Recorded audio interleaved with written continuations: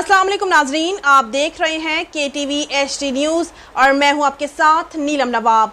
आइए चलते हैं आज की इलाकाई खबरों की तरफ।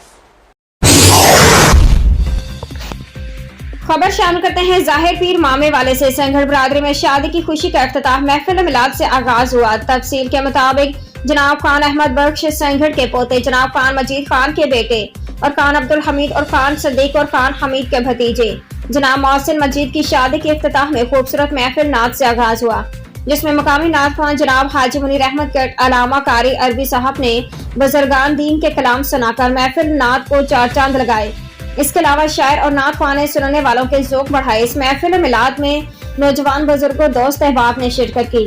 महफिल के आखिर में मोहसिन मजीद की शादी के बंधन के लिए दुआ की गई कि अल्लाह ताला मोहसिन मजीद की शादी की खुशियां मुबारक करे और वालिदैन का साया हमेशा कायम रखे।